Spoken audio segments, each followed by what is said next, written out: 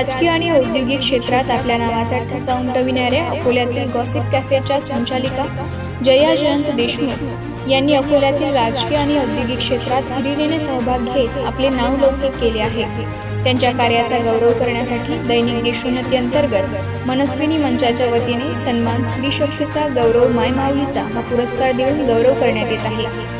जया देशमुख यांनी gossip cafe आणि रेस्टोचे यंदा 2024 मध्ये 9 एप्रिल रोजी उद्घाटन केले आणि या कॅफेच्या माध्यमातून फॅमिली आणि युवक युवती विद्यार्थ्यांसाठी स्नॅक्स, कोल्ड ड्रिंक्स, शेक, ज्यूस, साऊथ इंडियन डिश सर्व केली जाते। त्यांच्या निर्मित वेंचर प्रायव्हेट लिमिटेड कंपनीच्या वतीने टूर्स अँड ट्रॅव्हल्सची सेवा प्रदान केली जाते। त्यांनी BA ही पदवी पूर्ण केली। वडील मधुकरराव पंडितराव देशमुख यांना शेती आणि राजकारणात रस होता, तर त्यांची आई शांताबाई देशमुख या गृहिणी होत्या।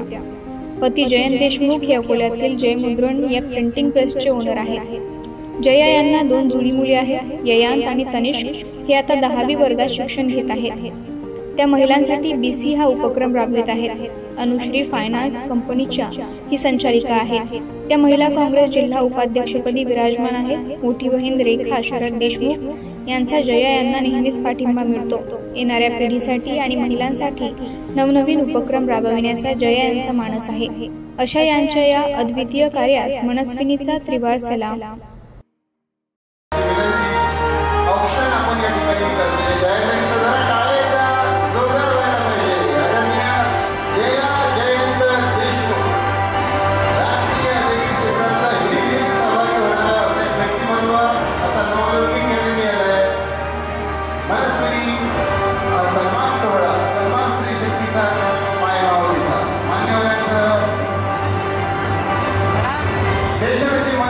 मनस्विनी पुरस्कार 2024 आपल्याला आम्हाला त्रिवार सलाम आम्ही तुम्हाला करतोय। देशभक्ती मनस्विनीचा आपला अद्वितीय कार्य नेहमी झाला। जय जय देशमुख असो, शेख असो, अशा प्रकारे यांच्या गॉसिप कॅफेला धन्यवाद।